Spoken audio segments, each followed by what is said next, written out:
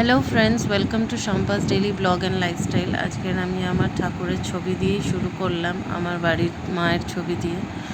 দেখুন, আমি আজকের কি সুন্দর দই বসিয়েছি। কালকে রাত্রে দইটা বসিয়েছিলাম, কি সুন্দর দইটা বসেছে দেখুন। আমি এর রেসিপি আপনাদের আর একদিন শেয়ার করব। তো আজকের আমি একটা ভোলা মাছের ঝাল আপনাদের সঙ্গে রান্না করে দেখাবো আপনাদেরকে। ভোলা মাছ নিয়ে এসেছিল আজকে আমার হাজব্যান্ড।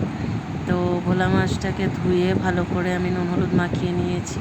নুন হলুদ মাখিয়ে নিয়ে কড়াইয়ের মধ্যে তেল ভালো করে গরম করে নিয়ে একে একে ভোলা মাছগুলোকে আমি ভেজে নিয়েছি। ভোলা মাছগুলোকে ভেজে নেওয়ার পরে দেখুন মাছ ভাজাগুলো হয়ে গেছে।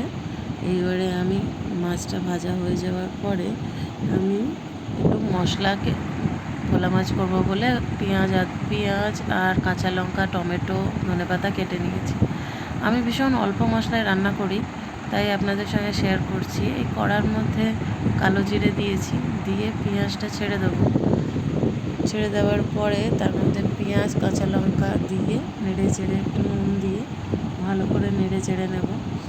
এই ঝালটা খেতে খুবই ভালো লাগে। অল্প মশলা হলে কি হবে, কিন্তু খুব টেস্ট হয়। ভোলা মাছে আমি বেগুনও দিই, আজকের ওর দিইনি, তবে বেগুন দিলে আরও ভালো লাগে খেতে। বেগুন, একটু ছোটো ছোটো করে আলু। তাই পেঁয়াজ কাঁচা লঙ্কাটা একটু নরম হওয়া পর্যন্ত ওয়েট করব।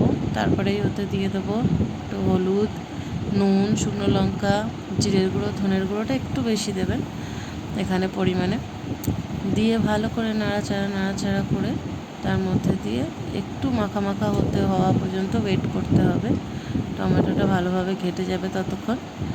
দিলে তারপরে তার মধ্যে একটু সামান্য জল অ্যাড করে, মশলাটা নাহলে পুড়ে যাবে, একটু সামান্য জল অ্যাড করে একটু ভালো করে কষিয়ে নিতে হবে। কষিয়ে নিতে দেখুন, কষিয়ে নেওয়ার পরে এরকম হবে, আস্তে আস্তে ভালো করে মেখে যাবে, মাখা মাখা হয়ে যাবে।